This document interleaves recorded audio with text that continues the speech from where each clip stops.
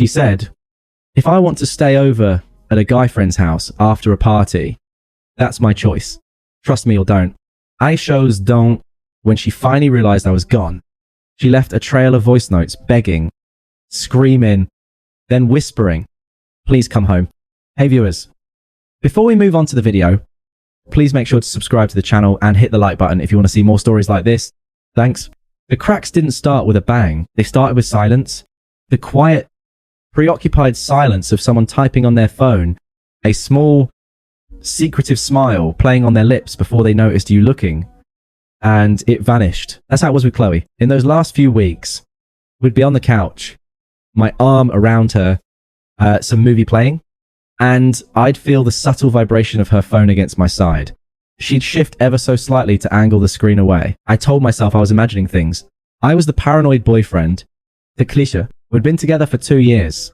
We talked about getting a dog, about maybe looking at places together next spring. I loved her. Trust was the foundation, and I was determined to be a modern man, not some possessive cave dweller. But the geography of our relationship was changing. Her new friend group, spearheaded by a guy named Jake from a spin class, was becoming her default. I was invited, but always with a qualifier. It was a Tuesday evening, and she was chopping vegetables while I scrolled through rental listings, dreaming aloud about balconies and natural light. She wasn't really listening, so she said, the thunk of the knife, punctuating her words. Jake's having a thing Saturday, a rooftop party at his building. Should be pretty epic. Sounds fun. I said, looking up, what's the vibe? Mostly his work friends from the tech scene, you know, startup types. She shrugged, not meeting my eye. You're welcome to come, obviously, but honestly, Barber, you might find it kind of boring. It's not really your crowd. A gentle dismissal. I felt it. I can hold my own. I'm not totally socially inept. I said, trying to keep my voice light. I know. It's just, it'll probably go super late. And his place is right there in the same building. So if I end up crashing there, don't freak out. Okay, it's just practical. The thunk. Tonk stopped. The air in our small kitchen went still. This wasn't a casual suggestion. It was a trial balloon. I set my phone down. At Jake's, I kept my voice even. Calm, sir. I get the convenience. Uber prices are insane at 200 AM. But you'd be sleeping on his couch, right? It's just, we've never really discussed sleepovers at other guys' places. It's a new one. She finally looked at me. Her expression, a mix of defensiveness and impatience. Why does it matter? It's just a couch.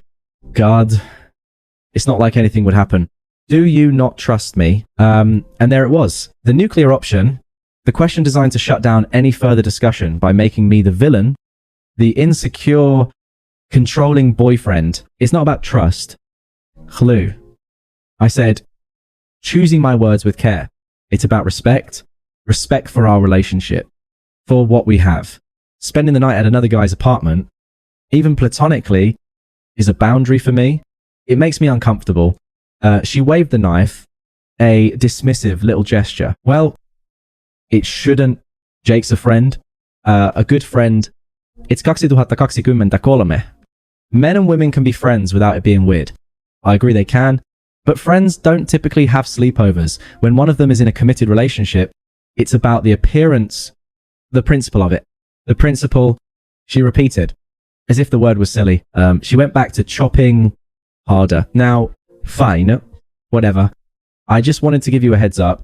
The conversation died there, buried under the sound of sizzling onions and unspoken tension. I let it go. I told myself I was being reasonable, that she'd see my point, that she'd text me when the party was over and get a ride home. I was the understanding boyfriend. I trusted her, but the knot in my stomach didn't loosen. Saturday arrived, heavy and overcast. Chloe was buzzing with a nervous energy, trying on 3 different outfits, asking my opinion, but not really hearing it. The party was a looming event, a dividing line. That evening, as she was doing her makeup at the bathroom mirror, I leaned against the doorframe. The unease had solidified into a cold, hard stone in my gut. I had to try one more time to state my case clearly without accusation. Hey, I said, my voice soft.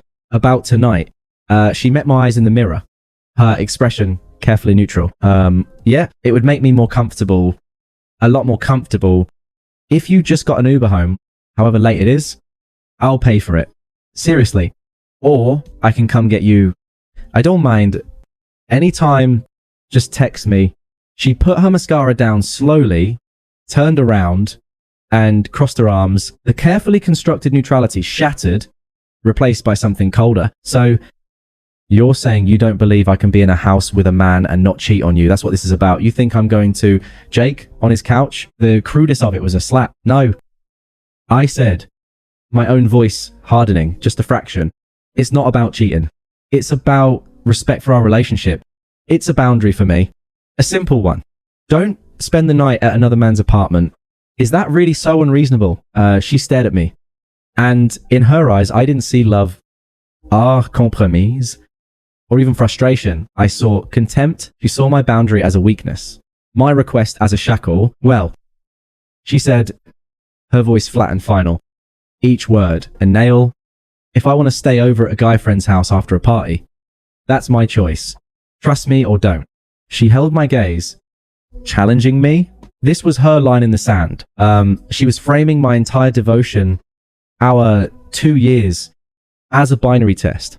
An ultimatum wrapped in the language of empowerment. The cold stone in my gut melted, replaced by a sudden, shocking clarity. The fog of doubt, the constant self-questing lifted. I saw the path forward with perfect, sterile vision. I didn't yell, I didn't plead, I didn't list all the ways I'd show my trust. I just looked at her, really looked at her, and saw a stranger, a selfish, dismissive stranger who valued her own defiant choice over my peace of mind, over the basic integrity of what we shared. I nodded slowly, not agreement, but an understanding, a profound, life-altering understanding. Okay. I said, my voice eerily calm, even to my own ears. I understand.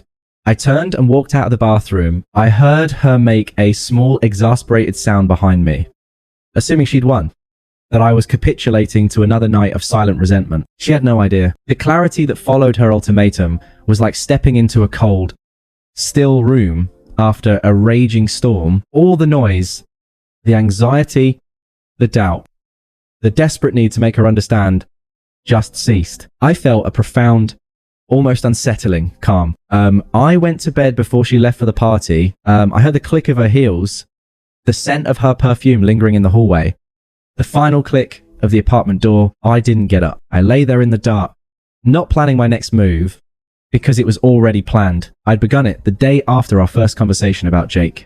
A quiet voice in my head telling me to prepare for an outcome I didn't want to believe was possible. I slept deeply for the first time in weeks. When I woke at dawn, the apartment was silent. Her side of the bed was untouched. I didn't check my phone. I showered, dressed in jeans and a t-shirt, and went to the back of my closet from behind a stack of sweaters.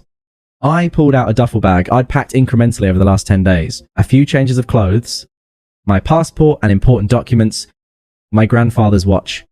The book I was reading, nothing of ours, nothing that was us, in the living room. I took one last look at the stupid, overpriced velvet pillow she had to have at the coffee table, book about architecture we'd bought together on a weekend trip. It all looked like a stage set for a life that was no longer mine. On the kitchen table, I placed the single key to my apartment leased in my name before I'd ever met her, and a simple bouquet of sunflowers, her favorite. I took a notepad from the drawer and wrote just 4 words, not an explanation, not a plea, not an accusation, a simple statement of fact.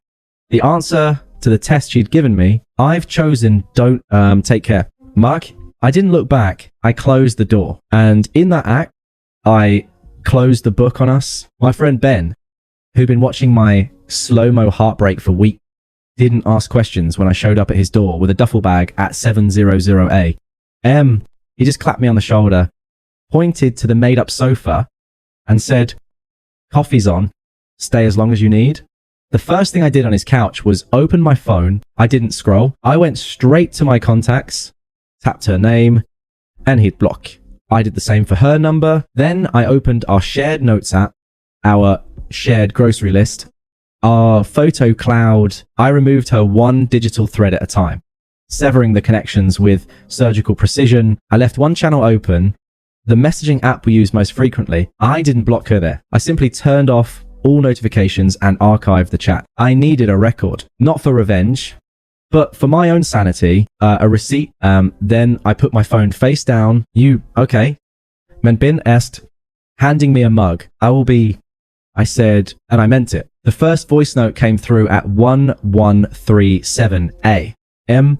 I saw the preview icon on the app later that afternoon when I was idly checking a work email. I waited until I was alone in Ben's guest bathroom that night. The fan humming. Don't listen. I pressed play. My face blank in the mirror. Her voice was thick with sleep and annoyance. Really, this is so immature. You're actually going to throw away 2 years because you're insecure. I stayed on Jake's couch. For God's sake, it was lumpy and his roommate was snoring. This is a pathetic overreaction. Call me. We need to talk like adults. There was no guilt. No. I'm sorry I worried you. Just contempt for my feelings. Framed as maturity, I deleted it. The sound of her voice sparked nothing in me. Not anger, not sadness. It was data. Ling. One on the graph of her unraveling denial and dismissal. Days passed. I called my landlord, explained the situation, and paid a fee to formally remove her from the lease. A clause I'd wisely insisted on. I forwarded her mail. I went to work, buried myself in a project I'd been neglecting, and found a strange solace in the code, its logic, a bomb after her emotional chaos. I started running with Ben in the mornings. The physical exhaustion felt like purification. A week after I left, I was at Ben's kitchen island helping him cook dinner when he let out a low whistle. Oh wow. Check this out. He turned his laptop toward me. It was a social media post from a mutual acquaintance we barely knew. A blurry, neon-lit club photo. In the center, with his arm slung possessively around the waist of a laughing blonde woman, was Jake. The caption read, "Celebrating the new deal with my lucky charm. At Jake Miller, at Tasha Shaw." I felt Ben's eyes on me, looking for a reaction. I just nodded slowly. Huh. The guy, she chose her principle over. Ben said, shaking his head, classy. I didn't feel vindicated. I felt a distant, hollow pity. She'd torched our relationship for a choice that, to the other party, meant absolutely nothing. She was a convenient couch surfer, a temporary ego boost. She'd been discarded by the very freedom she'd prized. The second voice note arrived that night. It was longer. Her tone had shifted. Okay. Mark, you've made your point. I'm sorry. Okay. I shouldn't have framed it like that. But you just left. You didn't even fight for me. How's that fair? Jake and I are just friends. You're being so paranoid? Please. Just call me back. We can fix this. Just please. The condescension was gone, replaced by a shaky panic. She was sorry for the framing, not the action. Sorry for my reaction, not her choice. And the classic rewrite of history, you didn't fight for me. She'd given me no room to fight. She'd issued an ultimatum and was shocked when I accepted it. I deleted it. Stage 2, bargaining and blame shifting. The silence from my end was a vacuum, and nature, like her psyche, a pause, a vacuum. The third voice note came 3 days later. I was packing a small suitcase. I'd found a sublet, a clean, minimalist studio with a view of the river. A fresh start. I played the message as I folded a shirt. It was raw. I could hear her crying. The sound wet and ugly, stripped of any performance. You were right. Okay. You were right. He's an uck. It was all a mistake. I miss you so much. The apartment is so quiet. I keep waiting to hear your keys in the door. I can't sleep in our bed. It smells like you. Please come home. I'll do anything. I'll never talk to him again. I'll give you all my passwords. Just please. This was the real pain. The consequence arriving like a delayed freight train. She wasn't sorry for disrespecting me. She was sorry because her gamble had failed spectacularly. Jake was gone. And the stability I represented, the man who would have paid for her Uber, who would have waited up, was gone. She wasn't pleading for me. She was pleading for the life raft she'd casually kicked away. I'd all heavy pity settled in my chest. I deleted the message. Stage 3, desperate negotiation. The final voice note arrived 2 weeks after that, in the dead of night. I was in my new studio, assembling a bookshelf the city lights twinkling outside my bare window. I just finished sanding a rough edge on the wood. The action, meditative and satisfying. I saw the notification, a tiny red dot on the app, one now never open. I almost didn't listen, but some part of me needed the closure, needed to hear the full arc of the tragedy she'd offered. I pressed play. There was no sound at first. Then the faint rustle of fabric. Shake it. Indrawn breath. Her voice, when it came, was a ghost of itself. A hollow, broken whisper stripped of all pride. El anger. All artifice. It was the sound of absolute emptiness. Please come home. Please. How long? Static-filled pause. I don't know who I am without you here. I'm so sorry. I'm so lost. Please.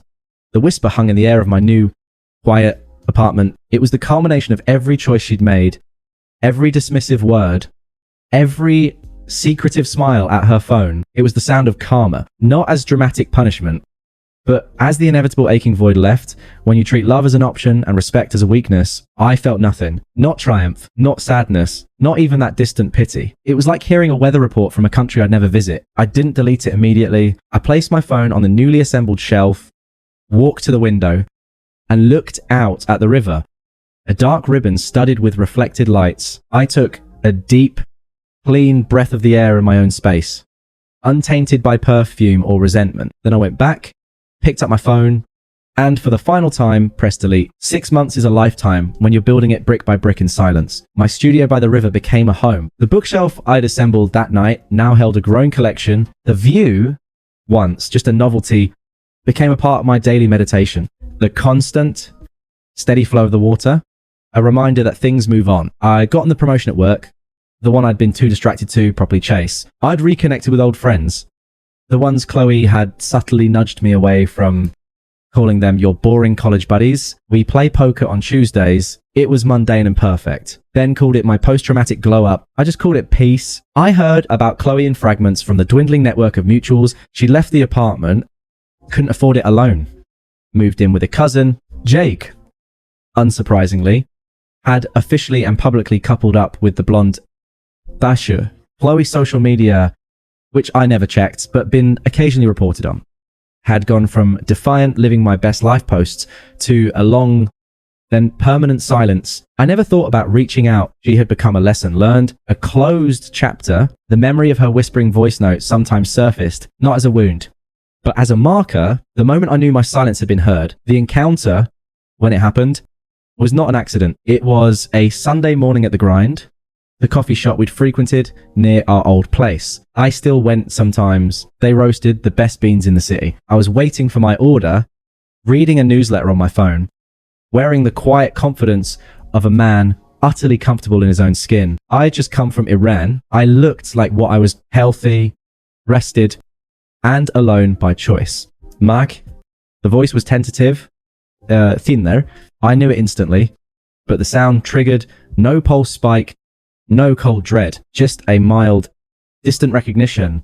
Like hearing a song you'd once overplayed. I looked up. Chloe stood by the condiment station. She was trying to look put together. A nice coat. Makeup applied with care, but it seemed painted on a fragile surface. Her eyes held a hectic energy, a desperate hope mixed with deep, tired shadows. She looked smaller. The defiant woman who'd issued an ultimatum in a bathroom doorway had vanished. Hi, Chloe.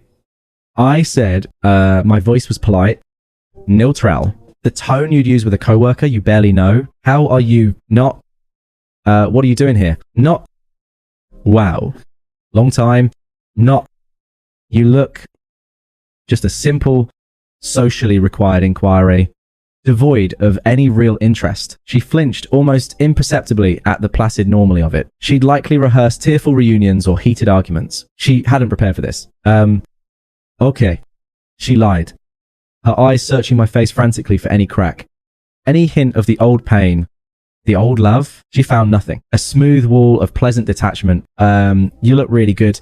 Thank you, I said, as if she'd complimented my jacket. I glanced past her toward the counter where my name would be called. Listen, Mark, she began, her words tumbling out in a rehearsed rush. I know you got my messages. All of them. I need to know if there's any chance to talk To even just get coffee like this. She gestured weakly between us. I've been in therapy. Seriously, I understand what I did now. It was about my own insecurity, my own issues. It was never about you. You were everything. I didn't respond immediately. I let the silence stretch. Let her sit in the emptiness of her own words. My coffee was called. I collected it from the counter, took a slow sip, and turned back to her. She was still standing there, frozen, waiting for a verdict. I'm glad you're working on yourself. I said. It was the most benign, generic thing. I could say it carried no warmth, no investment. Her composure began to fish her. That's it. You're glad I'm working on myself, Mark. You just vanished. You didn't fight for us. You didn't even give me a real conversation.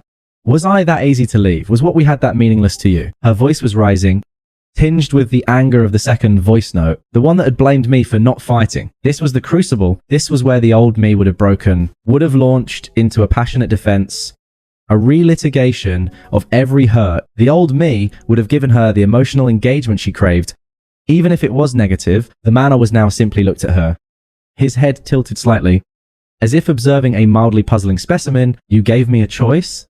I said, my voice still calm, devoid of any emotional charge. A very clear one. He made it.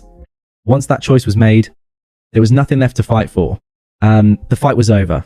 She stared, her mouth slightly open. My logic was irrefutable, and it was ice cold. So that's your grand statement, she hissed, the hurt curdling into something uglier.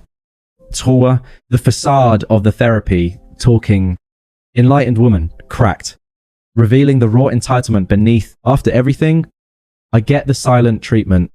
And then this politeness, used to love me. You looked at me like I was the whole world.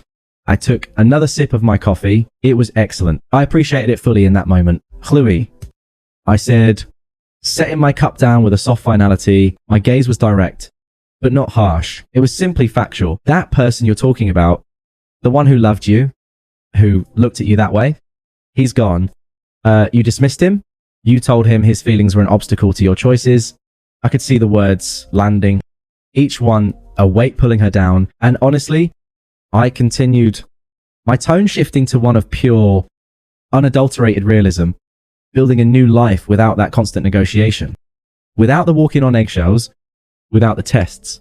It's peaceful. It's quiet. I don't think about you. I don't wish you ill. You're just a person. I used to know. The color drained from her face. I don't think about you.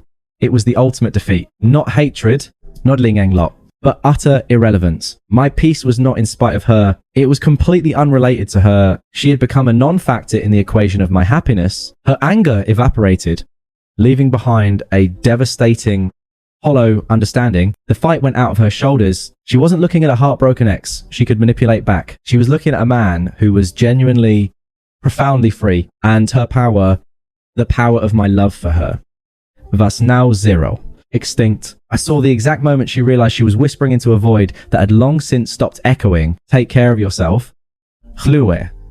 I said, it wasn't a wish. It was a closing statement. I picked up my coffee, gave her a small, polite nod that held the distance of continence, and turned. I walked out of the coffee shop, the bell jingling softly behind me. I didn't wonder if she was watching. I didn't wonder if she was crying. I didn't craft a better line in my head. I walked down the sun-dappled street toward the river, toward my home. I thought about the book I was going to finish reading on my balcony. I thought about the project I was excited to start at work tomorrow. I mentally added coffee to my grocery list. The memory of her face in that final moment, the shock, the devastation, the surrender, flickered in my mind and then dissolved like a ripple, smoothing out on the surface of that deep, steady river inside me. It held no weight. It carried no meaning. She had asked for a choice between trust and self-respect. I had chosen, and in that choice, I had found not just an exit, but a horizon, and I was already miles beyond it, walking in the quiet,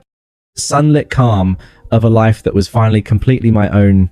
Thanks for watching. Make sure to subscribe to the channel and hit the like button. What do you think about this story? Share it in the comments.